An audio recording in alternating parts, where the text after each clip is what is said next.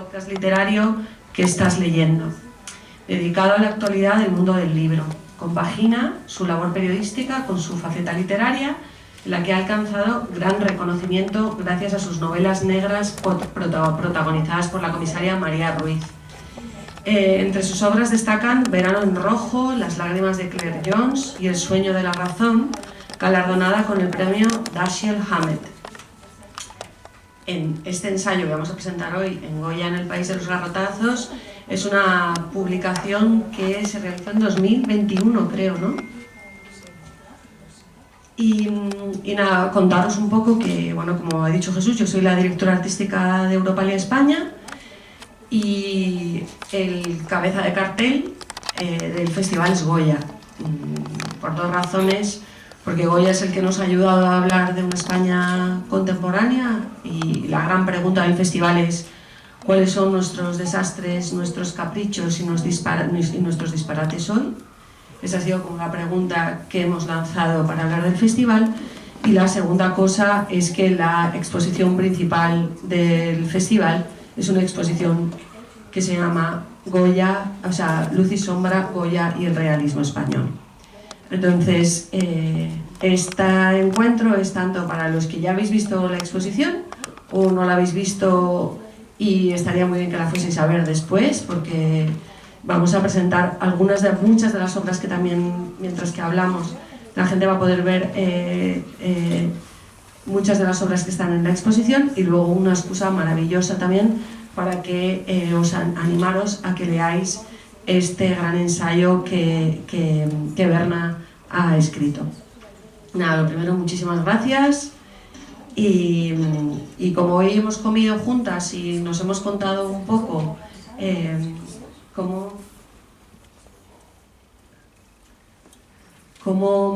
cómo empezar, entonces para mí lo primero y que creo que es muy fascinante y que es una pregunta que me imagino que te hace muchísimo, pero es ¿cómo llegas a Goya? ¿Cómo llegas a Goya y qué te pasa con Goya, ¿no? Bueno, muchas gracias Maral, muchas gracias Jesús, Cervantes, el embajador, todos los que habéis venido en esta noche un poco lluviosa y feliz de hablar aquí de Goya y de haber visto hoy esta exposición que si no la conocéis os animo a ir corriendo porque yo me he emocionado, además he tenido el privilegio, igual no lo debería de decir, que la hemos visto solas en lunes, que estaba cerrado y ha sido, bueno, un auténtico privilegio.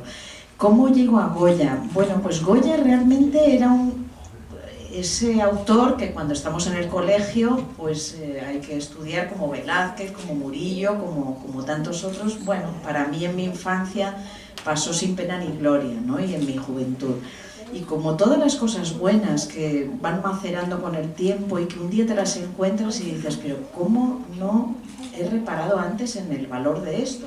Todo lo bueno encuentra su momento, ¿no? Encuentra su hora.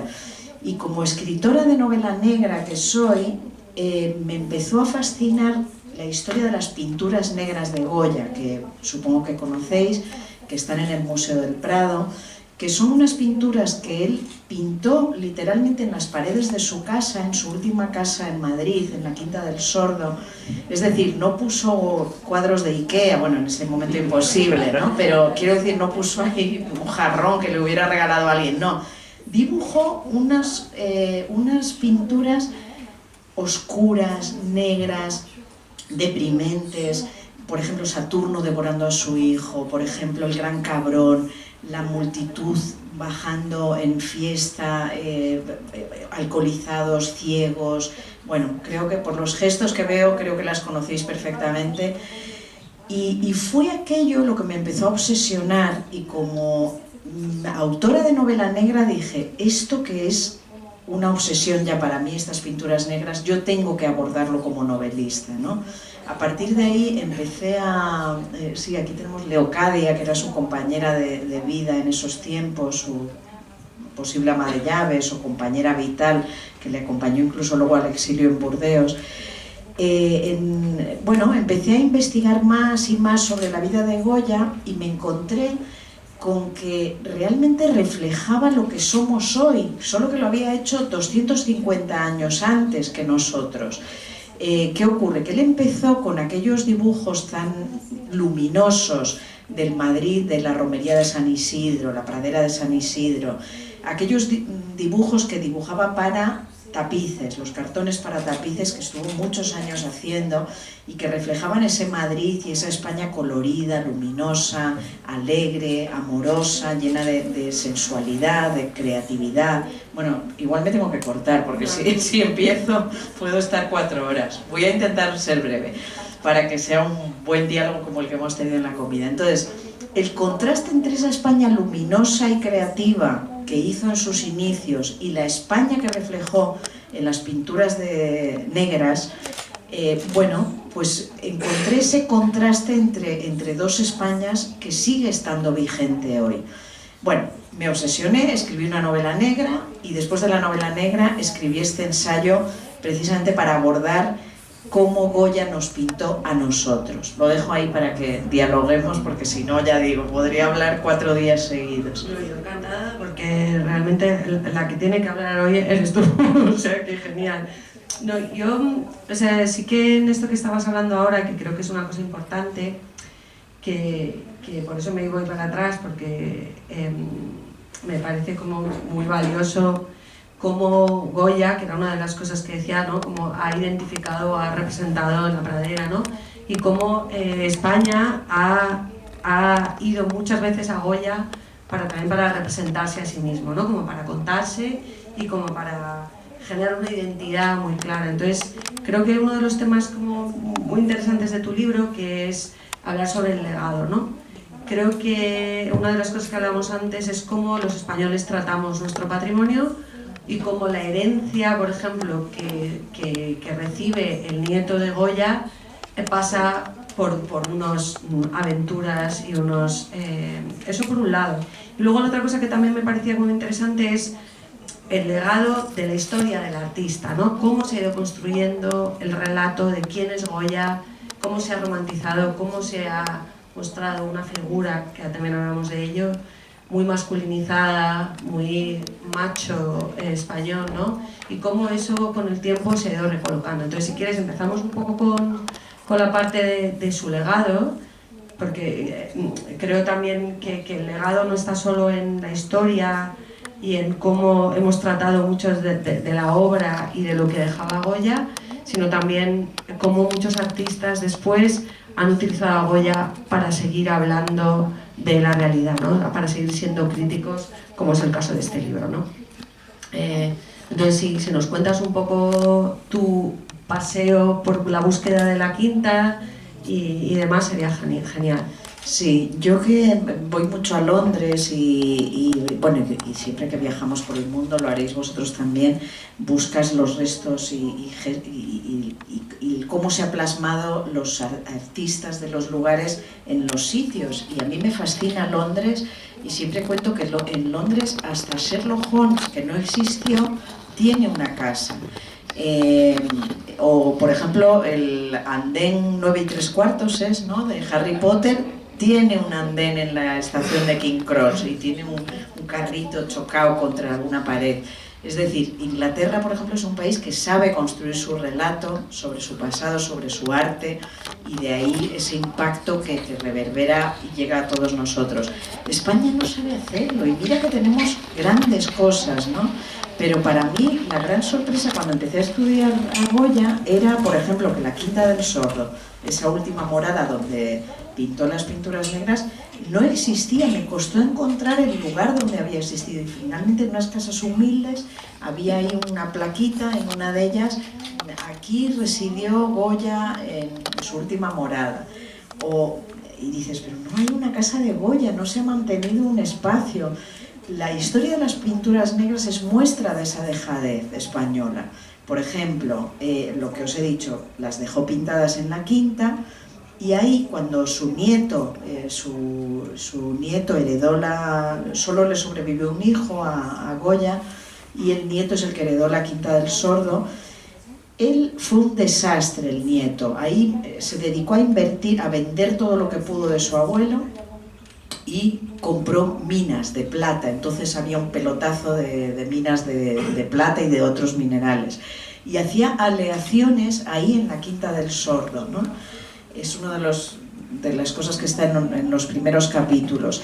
Y mientras ahí estaba la gran obra maestra de la modernidad, porque podemos decir que ese Goya final es el inicio de la modernidad desde muchos puntos de vista, ahí languidecía mientras él se dedicaba a mezclar minerales y metales y demás ahí, ¿no?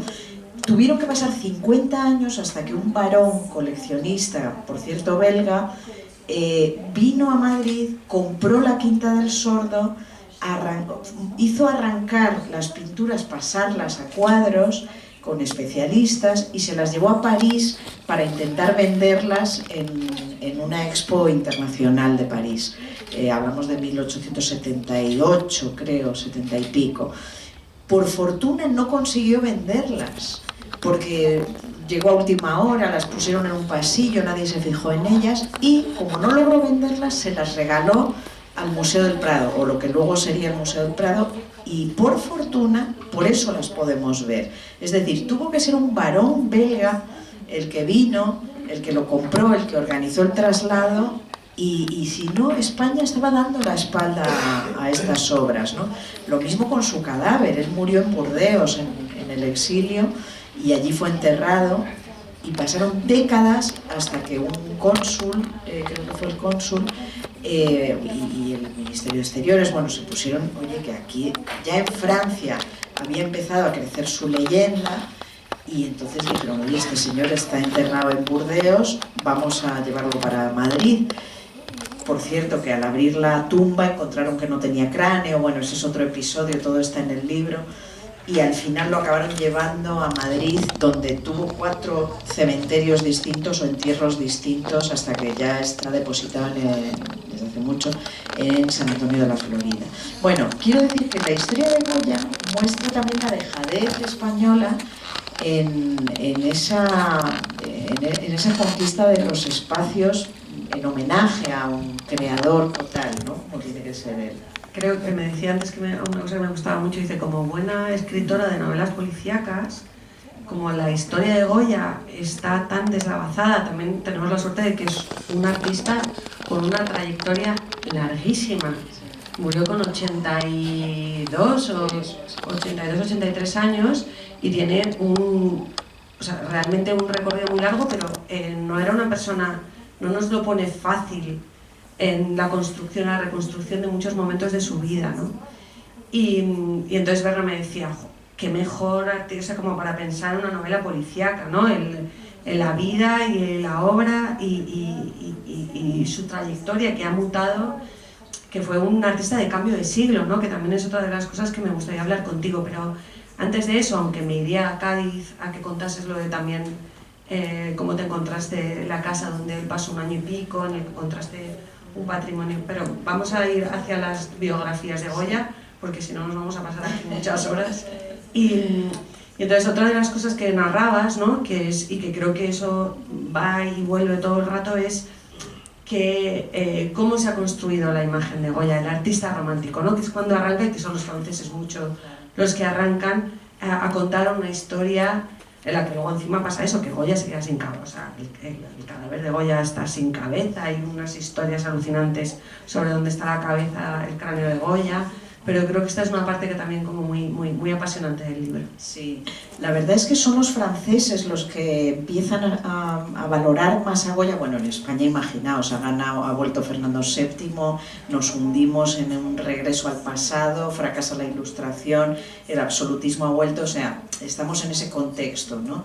Del fin de los valores de la Ilustración y el triunfo de lo peor, ¿no? Y en ese contexto muchos intelectuales han salido fuera, a Burdeos, a Londres, a París, etcétera, y tal vez por eso, bueno, es en Francia donde empiezan a valorar sobre todo su obra, su vida, y se empiezan a escribir, las primeras biografías se escriben por parte de franceses, Materon es uno, y se inventan unas patrañas impresionantes, que él toreaba en los pueblos, él tuvo un viaje a Italia, se inventan que entraba en un convento a conquistar a una monja, se inventan que, o sea, hicieron de él la primera gran mentira, que es que yo he leído esa biografía de Materón, es que él nació en Fuendetodos, un pueblo de Zaragoza, como sabéis, pero resultó que su madre, Lucientes,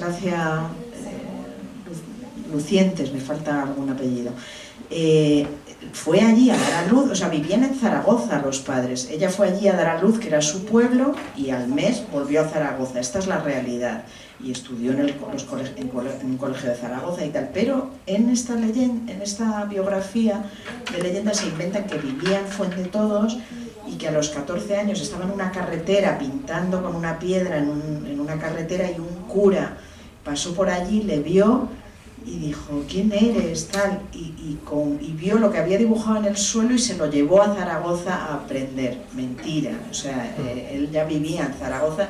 De hecho, su padre era un maestro dorador de Zaragoza, que doró cosas de la Basílica del Pilar. O sea, era un hombre ya metido en la profesión. Este no era un outsider, no era un pueblerino outsider. Y de hecho, desde los 13 o 14 años, el padre le puso de aprendiz de un pintor, y así fue empezando a pintar, ¿no? Es decir, hubo unas biografías muy mentirosas que construyeron una imagen legendaria, que el cine ha continuado, porque el cine también en España hay varias películas y le han pintado como un macho español, pues eso, torero, etcétera. Y nada más lejos de la realidad, es que él era un hombre muy sensible. Si vosotros miráis, por ejemplo, la tauromaquia siempre es polémica. Si vosotros miráis la tauromaquia, no hay propaganda de los toros. Goya nunca hizo propaganda de nada, ni de los reyes, ni del ejército. O sea, cuando tú ves el Carlos IV, el Carlos III sí le retrata y parece un hombre sabio, porque lo era, pero a partir de Carlos IV, de Fernando VII, o sea, vamos de mal en peor, y eso se ve en los retratos. Él no hace propaganda de los reyes, como no hace propaganda del ejército en los desastres de la guerra, en la guerra de la independencia. Él retrata lo que ve, y ve a mujeres sufriendo, muriendo, etc. Y tampoco hace propaganda de los toros. Si veis, y en esta exposición hay algunos muy buenos, ves un toro comido por los perros. Por ejemplo, hay uno que, no se me acuerdo cómo se titula, le lanzaron los perros, y los perros van a comerse al toro que está ya languideciente, ¿no? Él muestra la brutalidad, el sufrimiento del toro, también del torero. Es decir, no sé por qué llegaba a lo... Bueno, la leyenda, ¿no? La leyenda que ha habido en las biografías y en el cine no tienen nada que ver, ni siquiera mencionan una parte importantísima, que es su relación amorosa con su amigo de la infancia, Zapater. O sea, Goya dejó pocos textos. Las cartas a Zapater, fantásticas. Alguna carta a Moratín, hay rastros de él que se han estudiado mucho por la vía de que él era pintor de la corte, fue pintor de 4 reyes, y entonces hay documentación de que él pasaba la factura de los óleos, de los marcos, de tal, de cual. O sea, hay mucha constancia documental, pero de su puño y letra hay las cartas a Zapater, alguna carta a los amigos y las leyendas de sus grabados, que son, como dice Manuela Mena, Séneca, ¿no? Podemos también hablar de ello. Entonces, en esas cartas a Zapater se ve una relación amorosa, incluso le expresa su deseo de dormir juntos, ¿no? Todo esto, evidentemente, las leyendas que lo marcaban como un hombre macho, casi torero, conquistador de monjas, pues no tenía nada que ver. Era fundamentalmente un hombre sensible, y era un hombre con amigos en todas las clases sociales. Era un hombre muy sociable. Fijaos que hasta que cuando quedó sordo siguió siendo una persona sociable. En esta construcción de la leyenda, digo, porque una de las cosas que hace Berna es que coge la mochila y se va. No solo en Madrid busca la Quinta del Sordo, sino que se va a Cádiz, se va a Fuendetodos, se va a Burdeos y busca los rastros físicos de dónde ha estado él, ¿no? Y entonces una de las cosas que me divertía mucho es cómo se crea una ficción inspirada por Zuloaga, ¿no? Un poco por el artista Zuloaga, que se desplaza a Fuendetodos y monta una escuela de Goya, y entonces de repente, ¿no? Contabas en el libro cómo esta construcción de la leyenda también pasa porque el pueblo, un bienvenido Mr. Marshall, ¿no? Un poco de crear una ficción alrededor de un pueblo en el que, como dice ella, solo pasó un mes, pero que realmente está en el imaginario de todos ese pueblo. O sea, Aragón, de alguna manera, es el que mejor ha sabido capitalizar la obra del artista, ¿no? También una manera de recuperar, porque parecía que los franceses podían hacer algo parecido a lo que ha pasado con Picasso, y yo creo que aquí se ha construido muy bien como... A ver si soy yo, pues es mi sonido, no te preocupes, digo, a ver si soy yo que me he dejado el móvil. Pero sí que en eso, solamente contaros que este es el estudio muy rápido, el estudio de Zuloaga, en el que vemos que tiene una copia de La maja vestida arriba. Esto está pasando, Zuloaga está construyendo esta escuela en Fuendetodos. Y en este estudio él tiene esto, y luego él mismo pinta otra maja. Entonces, en este imaginario que le decía, le digo por contaros de la exposición, este cuadro lo podéis ver en la exposición. Este cuadro es un cuadro de Tiziano, es un cuadro de Velázquez, son las majas de Goya, pero seguimos perpetuando en la historia el imaginario de lo español, que en esto que estaba contando ahora Bernal, ¿no? De cómo se construye el mito de la obra y de la persona, ¿no? En esto que has empezado antes a apuntar, creo que el tema de las mujeres es una de las cosas que también nos apetecía mucho, y hay un capítulo específico que habla sobre amor, sexo en la corte y todo el gossip posible que podía haber en ese momento, y creo que estaría muy bien que nos hables como de tu visión, de cómo ves cómo Goya retrata a las mujeres, ¿no? Bueno, él es un gran retratista de las mujeres, pero al igual, no lo hace con condescendencia, o sea, al igual que lo que he dicho de los toros, o de los toreros, de los toros, de los reyes, no por ser mujeres las pone bien. O sea, en Desastres de la Guerra hay protagonismo de muchas mujeres que estaban solas luchando, o sobreviviendo, digamos. Tiene varias amigas, como la duquesa de Osuna y algunas otras, que jugaron un gran papel en la corte como promotoras de la Ilustración, en las que se nota una relación entrañable, pero cuando hace falta, o sea, cuando él empieza a pintar por sí mismo, no encargos de la corte o de la aristocracia, sino sus propios dibujos en sus cuadernos, que es lo mejor, a mí es lo que más me gusta porque es el Goya más íntimo. Aquí tenemos una. O los grabados, la serie de grabados, que es cuando él rompe de alguna manera con su propio contrato, porque no saben ni dónde está.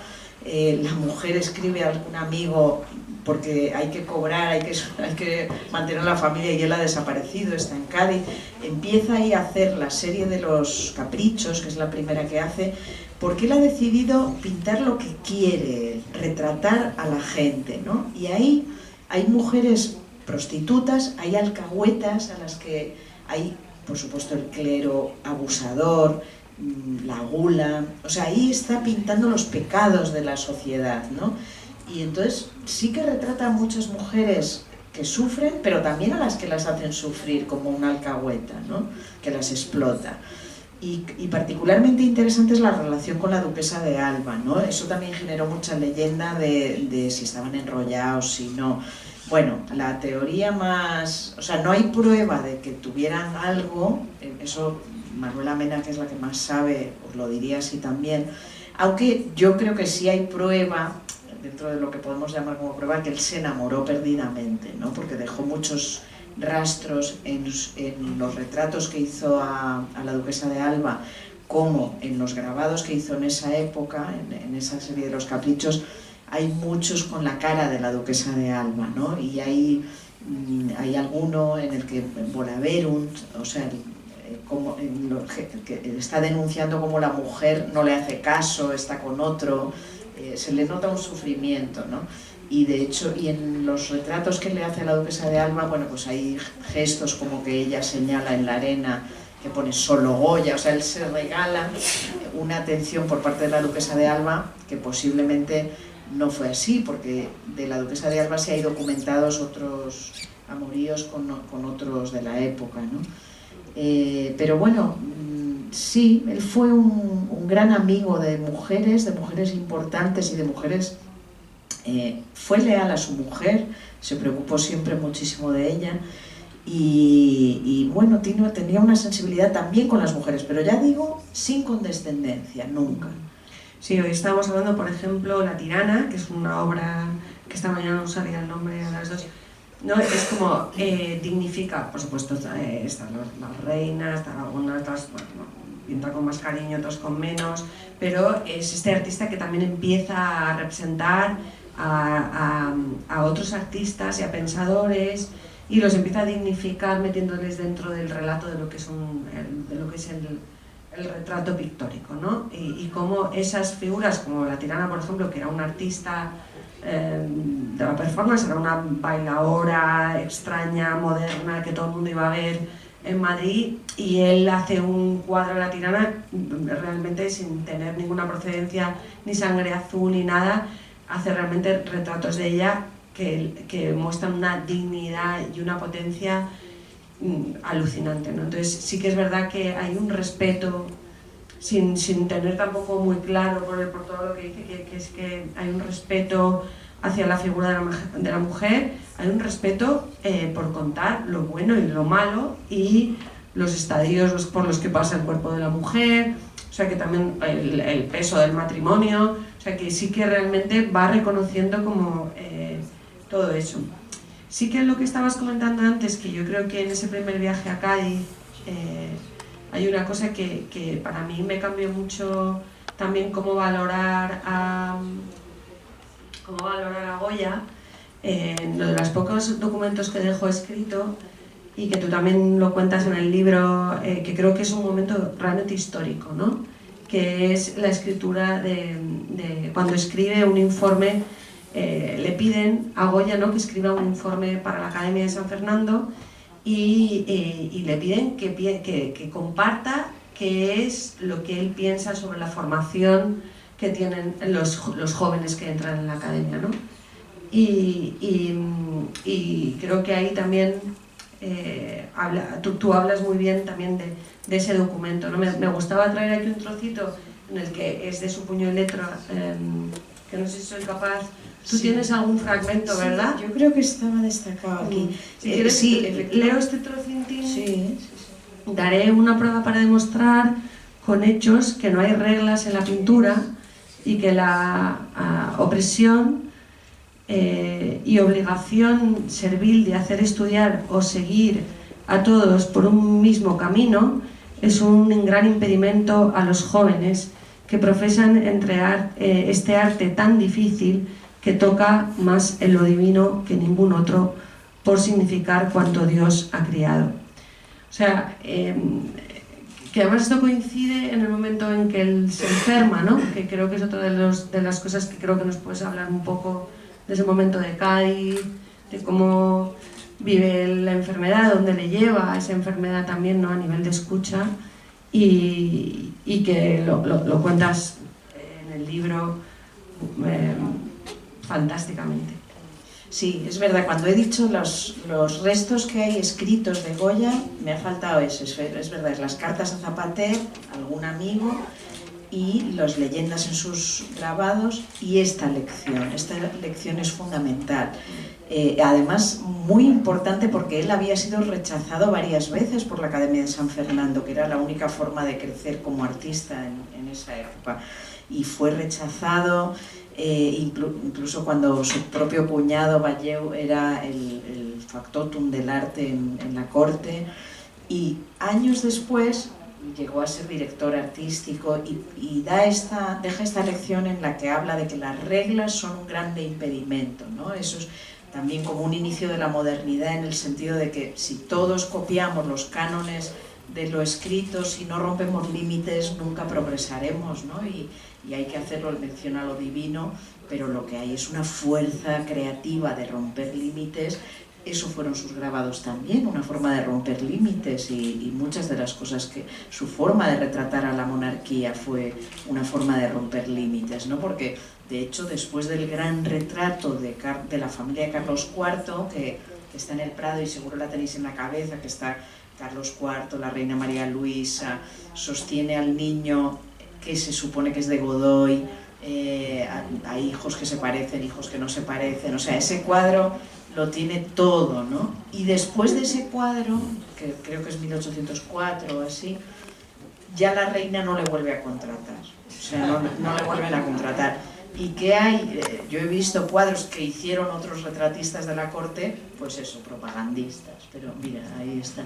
Ese niño pequeño, pues se parece mucho a Godoy, y de hecho en la historia hay muchas cartas de Godoy interesándose por él, por su educación y demás, y de hecho las malas lenguas han querido ver en la mano o sea, primero es el que separa a Carlos IV de la reina, eso es muy simbólico, y muchos han querido ver en la mano del niño un pene, ¿no? Yo no lo sé, pero bueno, está en el imaginario colectivo, bueno, como veis, no hay propaganda aquí real, ¿no? A pesar de que esto se hacía para mostrar a Napoleón, que esta era una familia poderosa y demás, y luego ya no le contrataron más para esto. Hay dos cosas aquí, además, viniendo a este cuadro, que tenemos ahí a Goya retratado, que también cuenta Berna en el libro, cuando Goya copia, ¿no? Cuando Goya copia a sus maestros y cómo trabaja sobre eso. Pero luego hay otra cosa que es básica del libro, y que he empezado con Goya como una locomotora, pero yo creo que una de las cosas más bonitas del ensayo es que Berna está todo el rato trayéndolo al presente, ¿no? Que es el ejercicio también que hemos hecho con la exposición, con diferentes temporalidades históricas, porque hay artistas españoles de los últimos 250 años, pero cómo ella consigue generar todo el rato relaciones entre lo que vivió Goya y lo que estamos viviendo hoy, ¿no? Y esa pregunta que os lanzábamos también del festival de cuáles son nuestros caprichos, nuestros disparates y nuestros desastres hoy, ella está todo el rato haciendo un juicio sobre la ilustración y el desencanto de ese proyecto ilustrado que responde un poco a La Razón, ¿no? Como el grabado de La Razón produce monstruos, y como nuestro cambio, ¿no? Como háblanos un poco de eso, aunque luego a lo mejor vuelvo a esta cosa de cuando copia, ¿no? Cuando Goya copia. Sí, él, bueno, lo que he dicho al principio, él retrató la España creativa, luminosa, etcétera, y la España negra, ¿no? Hundida en la depresión tras la Guerra de la Independencia, etcétera. Y esto es algo que cíclicamente hacemos los españoles, autodestruirnos, esa es la verdad, o sea, mirar la guerra civil, ahora mismo hay coletazos, o sea, hay una polarización brutal que se ve en la incapacidad de llegar a consensos. Primero fue cuando escribí este libro, lo más importante todavía era el tema del procés de Cataluña, pero ahora ya no es tanto eso como la polarización creciente y cómo las elecciones van a jugarse en los extremos en lugar de en el centro, que es donde siempre se jugaban las elecciones, ¿no? Entonces, bueno, Goya vio esta idiosincrasia española, si es que se puede llamar idiosincrasia española, y es lo que supo retratar, ¿no?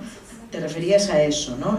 O sea, yo en el libro efectivamente recorro muchos momentos de Goya que nos pueden recordar el presente. Sí, incluso hay momentos en los que hablas de la monarquía, en la que... Bueno, la monarquía, ¿qué vamos a decir de la monarquía? O sea, ya he dicho Carlos III, Carlos IV, Fernando VII, y mirar cómo estamos hoy. Bueno, con Felipe VI, por fortuna, todo va bien, bueno, es tal vez un Carlos III, pero mirar cómo ha quedado el emérito, ¿no? O sea, ahora, en fin, bueno, no vamos a hablar de eso, pero quiero decirle, los Borbones nos han dado unos cuantos disgustos de generación en generación. Y entonces, bueno, más momentos a la monarquía, repaso, los bulos, o sea, porque esto de las leyendas sobre él, que eran mentira, que os he contado no deja de ser como los bulos de hoy en día, ¿no? Cuando hay noticias falsas, pues ya las tenemos ahí, ¿no? Solo que ahora corren más rápido por las redes. O no me acuerdo. No, también, por ejemplo, hablábamos de la opresión, ¿no? Como de qué momentos hay en ese momento que de repente Goya vive que la Celestina... o sea, también hablábamos de eso, ¿no? Como... Sí, por ejemplo, la Celestina, libro de 1499, que estoy hablando de memoria, o en torno a 1500, que había vivido en España sin problemas y se había leído en la etapa de finales del 19, del 18, perdón, o sea, 1790 y algo creo que es, igual me falla algún año, la prohíbe la Inquisición. Entonces hay un retroceso brutal. ¿Qué ha pasado? Ha ganado la revolución en Francia, la Ilustración se está chocando con o ideas revolucionarias por un lado o una amenaza de vuelta del absolutismo por otro, y en ese momento se prohíbe la Celestina. Él mismo sufre un proceso en la Inquisición por la maja desnuda. Y bueno, hoy día lo volvemos a ver, o sea que creemos que estamos en libertad y de repente llegan noticias de que se prohíben tales libros, se suspenden tales obras de arte, si tienen un discurso feminista que consideran exacerbado algunos. Sí, me decías esta cosa de qué contaría, que me parecía muy bonito, que no sé quién te había preguntado, es qué cosas contaría hoy Goya si estuviera vivo, ¿no? Y eso hablábamos, pues, hablabas de la inmigración, hablábamos de los desahucios en las casas, o sea, que realmente podíamos muy rápido contemporaneizar qué imagen nos devolvería de nosotros mismos un Goya, porque es lo que hace él, ¿no? Devolvernos un espejo que se contemporaniza todo el rato, ¿no? O sea, si uno mira los desastres de la guerra, por ejemplo, que son los más poderosos, yo creo, de sus series de grabados, hay imágenes que son de hoy, o sea, bueno, Gaza está en esos desastres de la guerra. Abu Ghraib, si recordáis en Irak lo que hicieron, hay cadáveres amontonados, cuerpos amontonados, que son como las pirámides que hacían los americanos con presos iraquíes en Abu Ghraib. Mira, hay montones de cadáveres, o sea, es Gaza, es las guerras, es Ucrania, es Irak. Y eso es más bien El sueño de la razón, mi novela negra basada en Goya. O sea, yo lo primero que me vino fue eso, las pinturas negras, Goya, la figura, y yo decía, ¿qué novela escribo con esto? Y podía recurrir a viajar a su tiempo, pero fue una decisión muy loca y más difícil traerlo a nuestro tiempo, ¿no? Y establecer crímenes y un criminal relacionado con nuestro tiempo. Y fue esa la pregunta que me hacía, ¿no? O sea, ¿qué retrataría hoy Goya? Eso es lo que yo tengo que retratar. Y eso es lo que me propongo retratar, no solo como periodista que soy, sino como escritora que soy. Las negritudes de nuestro tiempo, ¿no? Y en ese libro, en ese momento, que es 2020, creo, 2019, los desahucios, las casas ocupas, gente que vive en túneles subterráneos en Madrid, o sea, quise hacer un Madrid por capas como él había hecho, es decir, hay una capa luminosa, pero debajo, si empezamos a bajar y a levantar capas y alcantarillas, que encontramos otro Madrid, ¿no? Otra realidad. Y yo creo que eso es lo que era capaz Goya de hacer, estar en palacios, en casas de aristócratas, pero ir y retratar los curas abusones, su gula, la prostitución, las mujeres que se vendían o que alguien las vendía sus cuerpos, los crímenes. Y ojo, hoy hemos visto una en la exposición, que ¿cómo se llamaba? Que es una mujer encarcelada ahí en una celda y que pone por sensible, o ¿cómo ponía? Por sensible, o sea, él no juzga, él no culpa. Luego me has dicho, esa por lo visto era una condenada por asesinar a su marido. Bueno, a saber qué había hecho el marido, pero quiero decir, tú ves esta imagen que no sé si... Él no juzga, ¿no? A esta mujer que igual ha matado a su marido. Eso es... No juzga, pero también decíamos, hay humor, hay sátira, es grotesco, o sea, que no juzga, pero hace preguntas, o sea, nos lanza a que nos miremos. Entonces en ese mirarnos hay una cosa de reflejo, de vergüenza, o sea, que es inevitable, que no es que él juzgue, sino que nos lo enseña y tú te colocas o te posicionas, ¿no? Como de, a ver, ¿dónde me coloco? Por eso los de los toros lo ven que él era protaurino, y los que no somos de los toros lo vemos como, fíjate, está siendo crítico, está siendo realmente crítico con la tradición española, ¿no? La escritura, ¿no? En esto que ya estamos entrando en Caprichos, que es la primera serie que hace, una vez que está en Cádiz, y realmente es donde él descubre, por la enfermedad que tiene, que le genera la sordera, esa baja laboral de ese momento que él vive, en un año en el que desaparece. Además no sabemos muy bien lo que hace, sabemos lo que hace por su obra, pero no lo que le pasa a él en vida, ¿no? Y en esos Caprichos, que son los primeros que hace, es donde él descubre el diálogo entre la imagen y la palabra, ¿no? Entonces yo creo que hay una de las cosas que tú conectas muy bonito, es cómo usa él la palabra, o cómo hablar de la palabra, que incluso hay un momento que cuentas que podría no ser, ni que él podría haber sido hasta escritor, pero creo que ahí encuentras una manera de conectarte tú también con tu escritura, que es muy bonita, ¿no? Sí, nos dejó frases muy filosóficas, muy... Tú, la primera de esta serie es el sueño de la razón produce monstruos, ¿no? Yo me pasé 2 años pensando en esa frase. Tú te tropiezas con esa frase y te cuesta muchísimo, o sea, te da para muchísimo pensamiento.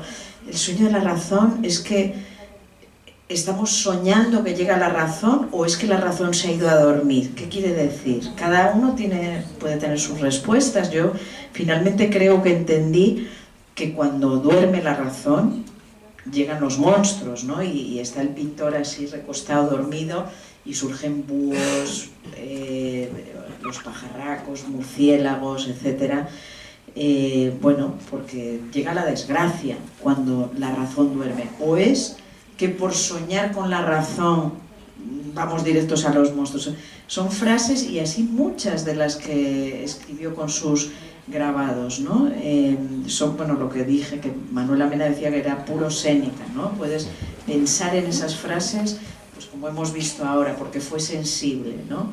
O Volaverunt, o sea, son realmente invitaciones al pensamiento que no explican el cuadro, sino que te abren otra puerta más a otra dimensión, bueno, no cuadros, son grabados, a otra dimensión de lo que él nos quiere decir, ¿no? Sí. Él invita todo el rato a tener tu propia mirada. En esa reproductividad, además, que es una decisión muy consciente. ¿Por qué decide usar el grabado en una época de la Ilustración? Que lo que están intentando es educar al pueblo, que el pueblo empiece a ser crítico, que la gente reciba otro tipo de información, y encima se encuentra con que lanza los Caprichos y los tiene que retirar muy rápido, ¿no?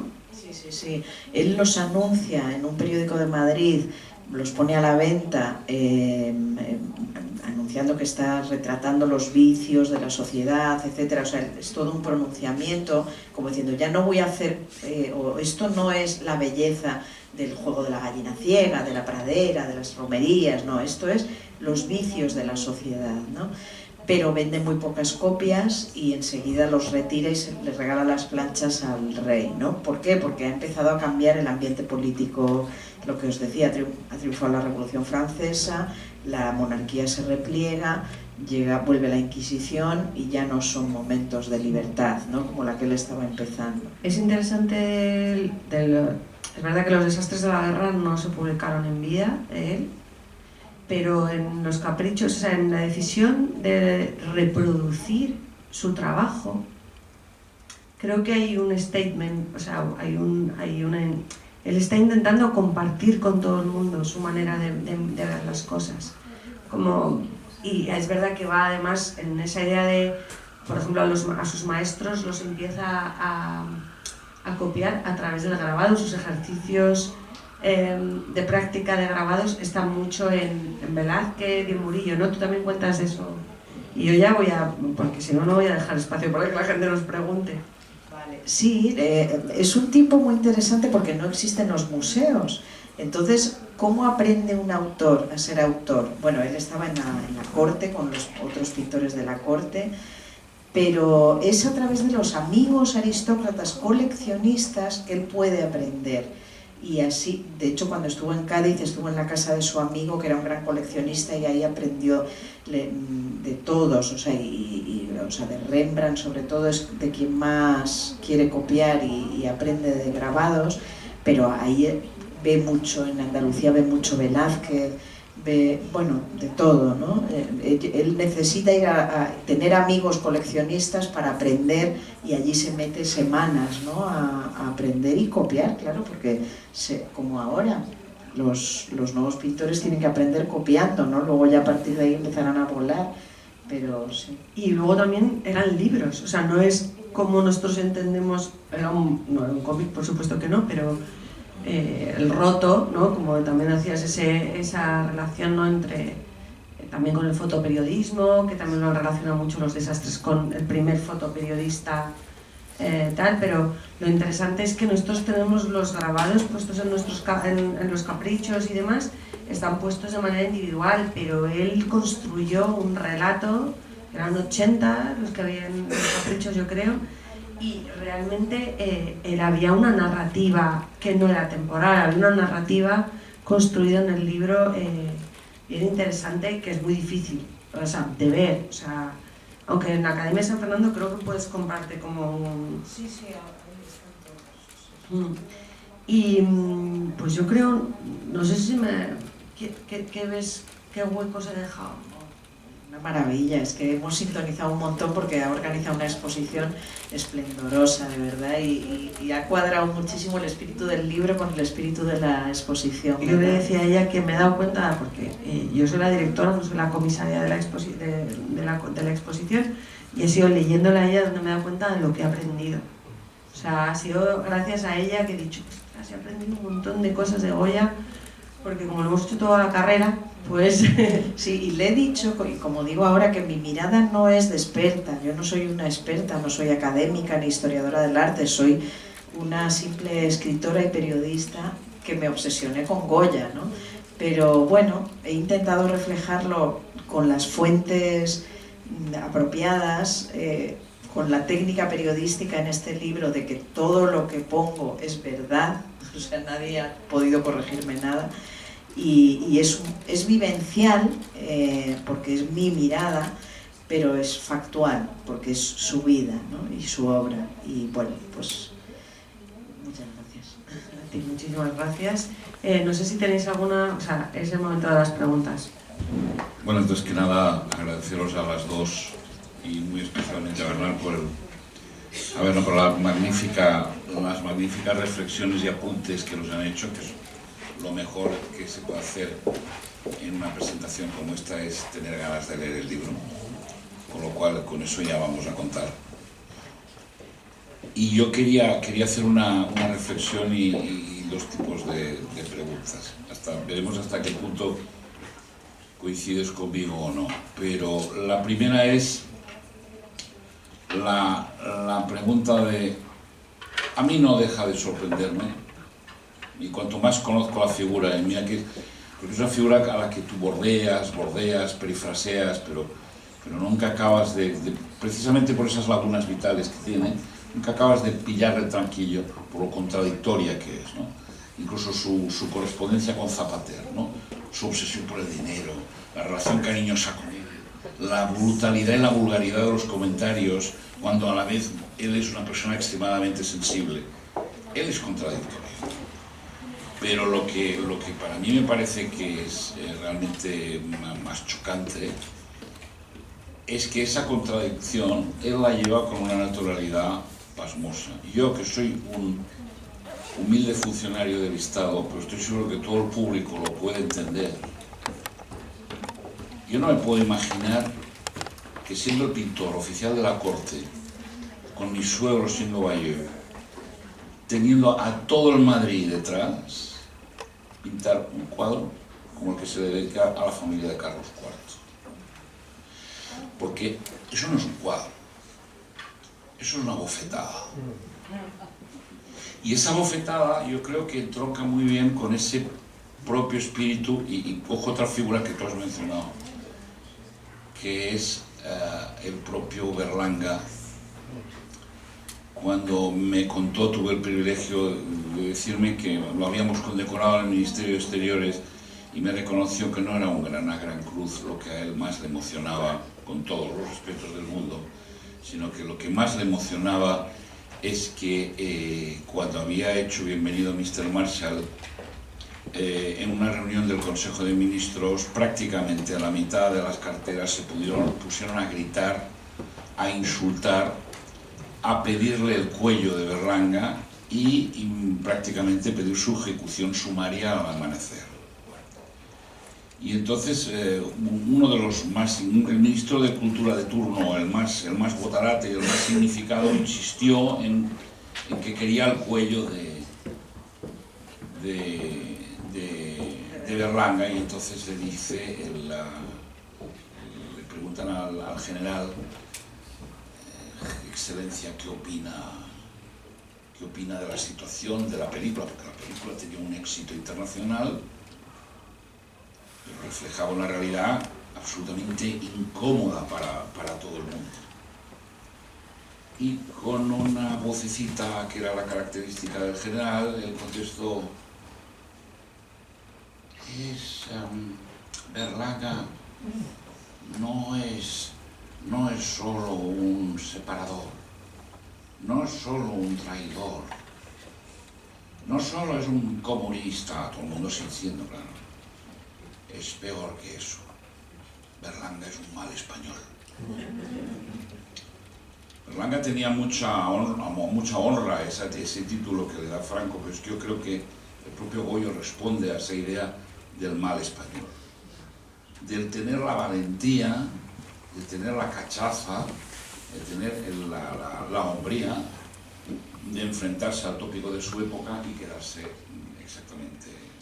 Solo apuntar una cosa, lo que dices, que era un mal español y para muchos era un mal pintor, que es una de las cosas que también hablaba hoy con Berna, que la academia, que ella también lo cuenta, no le reconoce el trabajo.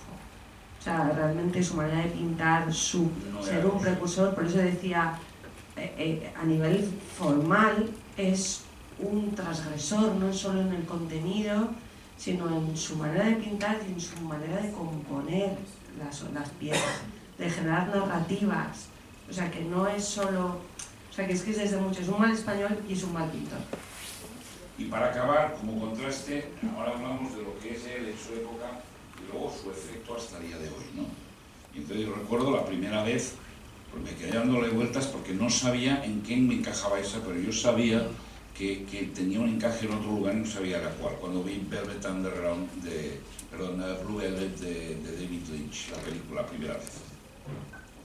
En el principio de la película, el que no la haya visto, se lo recomiendo a todas luces, hay un larguísimo traveling en el que se da una imagen muy típica de David Lynch, y que es la de mostrar la sociedad americana rural, los suburbios, esa especie de clase media que hace tortas de manzana, que todas las casas están llenas de césped, y pasa un camión de los bomberos mientras los bomberos saludan al público, con una imagen absolutamente de feria, de esa idea de goyesca, que es lo que me tardé en encontrar, esa idea amable, simpática, hasta frívola, de los jugueteos y la gallinita ciega, y luego, como si fuera el propio director, lo hace lo mismo que hace Goya consigo mismo.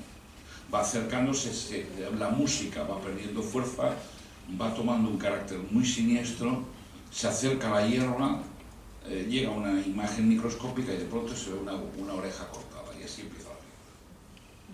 Como diciendo, bueno, yo te he mostrado un mundo amable, pero yo te voy a mostrar lo que te quiero mostrar. Y yo creo que eso es lo que me parece maravilloso, que un tipo tan alejado de Lynch como era, de Goya como es Lynch, coja esa idea de la transgresión y se la lleve 2 siglos después para hacer una película. Perdona que haya sido tan largo, ¿no? No, me ha encantado todo. Y bueno, no sé si es una pregunta o me induce a una... Sí, bueno, me ha encantado lo que has contado. Y efectivamente lo has definido muy bien. O sea, Goya era un tipo de del pueblo, en el sentido que no era un melindris, no era un pedante, era culto, pero no era un pedante. Era ilustrado, muy ilustrado. O sea, a veces por esa forma de hablar suya, que efectivamente como quedan las cartas, y es muy prosaico y muy tráeme unos chorizos pero que no cuesten tanto y cómprame una tela y una bata para... O sea, era muy material, materialista, material, pegado a la tierra, a lo de comprar aquí, allá, tráeme esto, lo otro. Y entonces, y era como lo he comentado también, era amigo de aristócratas, pero amigo de gente de base, ¿no? De la gente real. Entonces, bueno, pues eso, posiblemente esa es la mejor definición. O sea, era un hombre socarrón, culto pero no pedante, y por eso pasa así a la historia. Y sobre todo era libre, o sea, era un hombre libre. Por eso pinta a la familia de Carlos IV así, o a él, o los retratos que hace de Carlos IV, que parece tonto, porque lo era, y María Luisa, que era la que controlaba, bueno, le pinta todo su... Perdona que te interrumpa, ¿tú crees que hay en la historia de la pintura o del arte en general muchos autores que hayan sido capaces de reflejar al encargo de una manera tan fría y tan cruel? Tan valiente, yo creo que no. O sea, para mí es uno yo no conozco a ningún otro que haya sido tan libre, absolutamente libre, y pagó su precio. También supo sobrevivir. Annie Leibovitz. ¿Eh? Annie Leibovitz, cuando fotografía a la reina de Inglaterra que se pelea con ella. Bueno, yo creo que si nos metemos Duchamp, o sea, a partir de él, creo, por eso es el padre de la modernidad, ¿no? Esa es la reivindicación que hacemos, es que su modernidad está en su pintar, en su contar, o sea, que son las dos cosas que lo hacen, que abren puertas que no sabíamos, no se sabía que existían, y ahí es donde está el valor, lo que se está reivindicando. Por eso volver siempre a Goya, que también me decía, podrías estar, ¿no? Podrías seguir y vas descubriendo, no sé qué te he contado y que me has dicho, esto no lo sabía. Ah, lo del lenguaje de signos.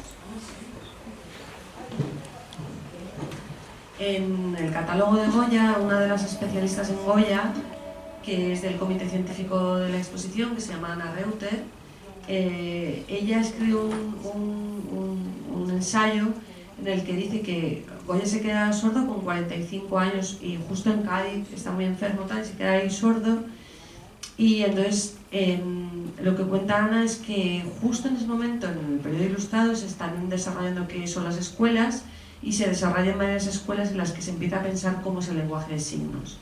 Entonces, a partir de ese momento se empiezan a identificar formas en las manos de las pinturas de Goya en las que identificamos palabras o letras que hablan del lenguaje de signos. Entonces, ella lo que va haciendo en ese ensayo es relacionar esas dos cosas.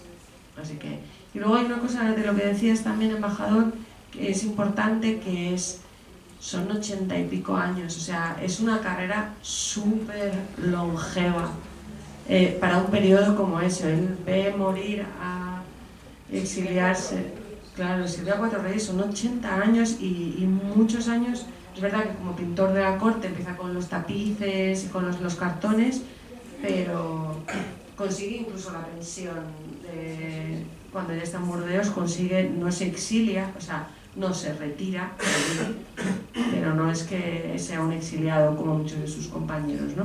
Sí. Bueno, primero, muchísimas gracias, me parece interesantísimo y apasionante, y además ligero, y el tiempo ha pasado sin que pasara el tiempo. Y tengo dos preguntas. Una es, en el relato parecía que Goya se volvió loco al final, ¿no? O sea, con todo esto, la pintura negra de Goya, la explicación, por lo menos la que yo recibí en el colegio, como decías tú antes, era que Goya se volvió loco y entonces ya solamente veía unas cosas que eran producto del delirio y de la locura.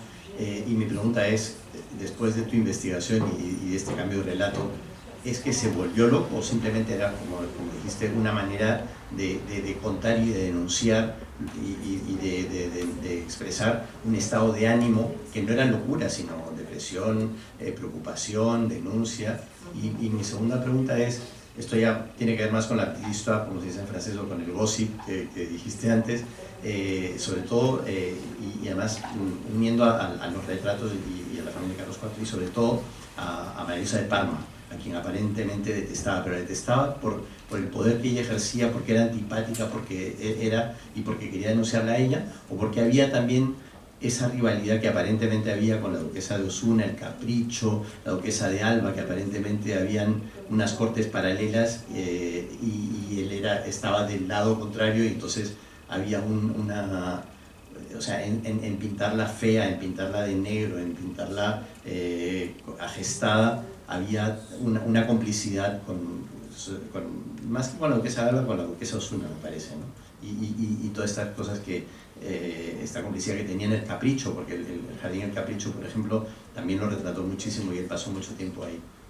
Sí, bueno, vamos a ver, sobre lo de la locura, a ver, ha habido muchas teorías, incluso hay psiquiatras y psicólogos que se han atrevido a diagnosticarle. Yo no me creo, o sea, no creo que se pueda diagnosticar a alguien 200 años después, ¿no?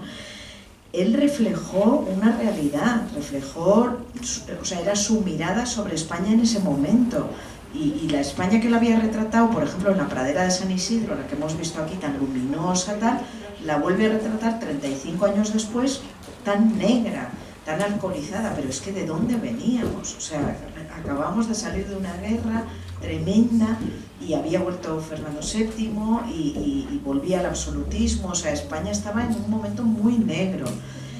Y él, sin embargo, vuelve a revivir. O sea, es un hombre que siempre supo reinventarse, y cuando ya se fue a París, a Burdeos, también se fue a París, le investigaron allí, mira, la una aprendo, sí. O sea, empieza a visitar exposiciones en París, también en Burdeos, ve cosas, y empieza a hacer una nueva serie, o sea, la serie de los disparates. Y este creo que no es de la serie, pero es de esa época, Aún aprendo, ¿no? O sea, el anciano con los bastones ya tiene 80 años y tal, y dice, aún aprendo. Y se sabe por las cartas de Moratín y de otros que estuvieron ahí, que estaba encantado de la vida, o sea, volvió a revivir, estaba con la hija de Leocadia y Rosario, a la que intenta colocar para que la ayuden a progresar como pintora, que luego Rosario vuelve y llega a trabajar para el Prado, a hacer cosas. Bueno, quiero decir que vive un nuevo renacer, ¿no? O sea, que frente a esa imagen de depresión, tal, pues bueno, igual tuvo depresión momentánea por la situación en España, no lo sabemos, pero bueno, él vuelve a revivir y llega a pintar, por ejemplo, hombres voladores cuando no había aviones. O sea, si no es el padre de la modernidad. Y luego lo otro, pues no sé tanto, la verdad. O sea, no creo que nadie sepa tanto. O sea, sí, sabemos que era muy amigo de la duquesa de Osuna, que era una mujer muy culta, ilustrada, que promovía la ilustración. Y sabemos que pintó a la reina María Luisa pues como la vio, porque él era libre y pintaba a sus propios jefes como los veía. Fernando VII también fue su jefe y también lo pintó, ¿no? Y ahí vemos el felón, no el deseado, como le llamaban también. Pero bueno, que si estaba en refriegas internas de apoyar a esta contra la otra, no lo sé, y no sé si alguien realmente lo puede saber, la verdad. Siento defraudarte. Es un agradecimiento de todos aquí. Con respecto al tema de la libertad, bueno, a mí se me ocurren varios ejemplos. Por ejemplo, en la Capilla Sixtina está pintado, ¿no? Creo que el arzobispo que era bastante malo y que, bueno, está pintado como demonio, ¿no? Como diablo. Ese es un caso. Y me acuerdo también del cínico que cuando Alejandro Magno le pregunta ¿qué puedo hacer por ti? Dice, no te cruces en mi camino, ¿no? Entonces ese tipo de cosas han pasado. Es decir, que muchas veces el artista es históricamente libre frente a a las autoridades, ¿no? Eso es bonito. Me gustaría preguntarte sobre la conexión que ves entre Cervantes y Goya, porque pienso que Cervantes en la cárcel fue una de las personas más libres, ¿no? Y como artista fue libre, y el Quijote también es libre. Y creo que un poco una marca española se puede dar una continuidad, ¿no? A veces se habla de Goya como, bueno, alguien un poco aislado, pero yo veo un continuo entre, sí, Cervantes, Goya, Unamuno, Ortega, Gasset, María Zambrano, etcétera, etcétera. Y en esa continuidad la veo justamente que esta cultura se basa justo en la libertad más que en la justicia, ¿no? Mismo el Quijote lo dice, ¿no? Que es el preciado don frente al poder o la fuerza de la libertad, ¿no? Y es en el Quijote recurrentemente que la libertad es lo más importante, la defensa de los derechos de Marcela, la liberación de los presos, ¿no? La justificación de la liberación de los presos a pesar del delito, porque si Dios creó la libertad, ningún ser humano lo puede arrebatar. Entonces, me gustaría preguntarte, y sé que Goya fue un gran admirador de Cervantes y que de alguna manera ha tratado o ha pintado al Quijote, pero que no sé bien cómo quedaban esas obras. ¿Y cómo ves ese continuo entre Cervantes y Goya? Muchas gracias. Bueno, muchas gracias por el comentario. Hoy justo hablábamos un ratito de Cervantes también, a raíz de la película de Amenábar, no sé si lo habéis visto, yo no la he visto todavía, pero ya sabéis que retrata a Cervantes al parecer como homosexual, y me documenté un poco antes de verla. Muñoz Machado, el director de la RAE, que tiene una biografía sobre Cervantes, expresa, o sea, no encuentra homosexualidad, pero sí que Cervantes era partidario de los amores elegidos, ¿no? Lo define así, que me parece muy interesante, porque eso sí que me ha conectado con Goya y su relación con Zapatero en cuanto a los amores elegidos, ¿no? Bueno, esa es una reflexión que hemos hecho comiendo y que me ha unido.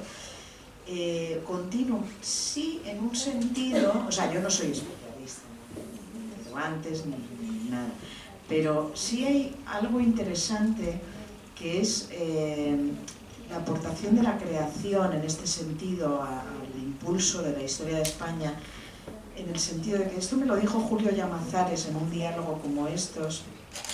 Dijo, ¿quién se acuerda de quién reinaba en España en tiempos de Cervantes? Pues nadie. O sea, igual aquí hay algún historiador que se acuerda. En general no nos acordamos nadie. Pero ¿quién recuerda cómo era España en esos tiempos? Pues todos gracias al Quijote. Es decir, todos podemos ver sus posadas, sus rebaños, sus pastores, sus ladrones, sus mozas, o sea, tenemos la imagen de España gracias al Quijote. Y tenemos la imagen de España gracias a Goya. O sea, sabemos cómo fue esa guerra de la independencia contra los franceses, o cómo fueron esos reyes gracias a esos retratos, ¿no? O cómo eran las prostitutas, los curas, la gente común, gracias a Goya, ¿no? Y esa, no estoy respondiendo a tu pregunta, pero a raíz de tu pregunta hago esta reflexión. Es decir, esa capacidad de los grandes maestros de retratar un país es única. O sea, ¿no? Por más que estudiemos documentos de historia, libros de historia, ensayos, que leamos prensa por ejemplo hoy, que leamos prensa de Japón o de Argentina, no vamos a saber de Japón o de Argentina más que si leemos a Murakami o a eso voy, ¿no? O sea, que los grandes contadores, sí, podemos encontrar un montón de ejemplos. El continuum lo veo, o Miguel Ángel, el continuum lo veo en la capacidad de estos creadores de ir más allá de su momento histórico y trasladarnos lo que éramos como país, ¿no? Pero bueno, sé que no he respondido a tu pregunta, pero... Sí, y en ese comentario que haces, yo creo una de las cosas que cuando me invitaron a hacer este festival y cuando llegué me encontré que el equipo belga, que es el que dirige realmente durante cada 2 años, invita a un país, es un festival que habla sobre los clichés de los países que van invitando, ¿no? Porque al final lo que necesitan es que la gente reconozca cómo ir. Ah, me interesa porque España es... ¿Qué es España? Toros, Quijote, flamenco... pero todo ese imaginario que tienen viene principalmente de Goya. O sea, una de las cosas que nos damos cuenta es de Goya y de la época de Goya, de la época de la Ilustración. Ese imaginario que tenemos de la gallinita ciega, de la pradera, de las majas, los majos... O sea, que realmente la construcción de la identidad, en eso que estás diciendo, el arte es el que ha ayudado a hacer que nosotros nos identifiquemos de manera diferente a cómo se identifican otros países. O sea que la labor diplomática a mayores de muchos de esos artistas que se impriman, también le contaba hoy a Berna que el director del Museo del Prado me dijo a Santiago, a mi jefe, a Santiago Herrera, el director de Culturales de la ECI, le dijo que diferenciaba periodos históricos por lo que le pedían. Si todo iba bien, le pedían Velázquez, y si todo empezaba a torcerse, le pedían Goya. Entonces, creo que todos podemos llegar a entender cómo definen, no tanto los reyes, como dice Berna, ¿no?, sino nuestros artistas, nuestras obras, cómo nos ayudan también a entender y a seguir entendiéndonos lo que somos. Bueno, por lo mismo, Goya era un admirador de Cervantes. Claro, sí, por supuesto. Ahí está bien. Todos somos admiradores de Cervantes. Bueno, no sé si todos, pero en realidad lo interesante aquí también es que todo lo que es el tema filosófico, no el tema visual, sí pasa por Cervantes. Si hablo de las figuras principales de la filosofía española, es decir, Unamuno, Ortega o María Zambrano pasan por Cervantes, ¿no? Y no es porque sea cliché, el cliché lo hacemos nosotros desde aquí, si lo hacemos. Claro, por eso mismo, y Goya mismo pasa por Cervantes, y en realidad en Los Caprichos estaría la figura de Cervantes, del Quijote, ¿no?, en Goya, y ahí, es decir, también obras perdidas y demás, pero el tema es entonces que, bueno, Goya puede ser justamente un heredero del concepto de libertad y de ir contracorriente como estaba en Cervantes y en Quijote, ¿no? Hay una hermosa, y con esto termino, una anécdota de Alejo Carpentier. Alejo Carpentier dice en un momento: si me dicen que en mi oficina me vienen a visitar los personajes de Cervantes, voy a preparar el café y manjares para ofrecerles. Pero si vienen los personajes de Shakespeare, voy a llamar inmediatamente a la policía, ¿no? Y habla un poco también de cómo Cervantes ha hecho el imaginario, claro, varios siglos atrás, pero igualmente perdura de otra manera, ¿no? Y como son etapas, pero por eso hablo de un continuo. Si Goya hubiera tenido que comisariar en la exposición que hay ahora mismo en Bosar, ¿de qué artistas se hubiera rodeado? ¿Quién le gustaba a Goya? Tú has hablado hoy de Rosalía, ¿no? Hablábamos de Rosalía, como ella también está marcando un hito a nivel histórico de artista español, ¿no? Como que artistas, yo creo que dentro de la propia exposición ya hay artistas contemporáneos. Está Albert Serra, está Álvaro Perdices, está Francisco López fuera haciendo una pieza sonora.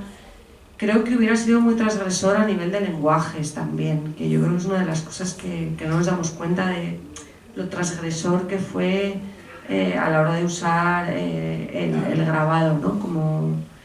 Pero creo que eso hubiera sido muy moderno, muy moderno. O sea, a lo mejor serían artistas digitales. Rosalía también, le hubiera encantado trabajar con ella, o sea que me imagino que hubiera sido muy contemporáneo, muy contemporáneo. Sí, él cuando se forma en Italia, por ejemplo, cuando va a su viaje a Italia, él, por ejemplo, de sus primeros cuadros, que es uno de los cuadros que hay ahí, pues sí, a Guido Reni, hay muchas referencias. Tiepolo, que también hay obra de Tiepolo de él en la exposición. O sea, toda la primera parte de la exposición habla un poco de sus referencias y de sus inspiraciones y de sus compañeros, ¿no? de formación. Muchísimas gracias a todos.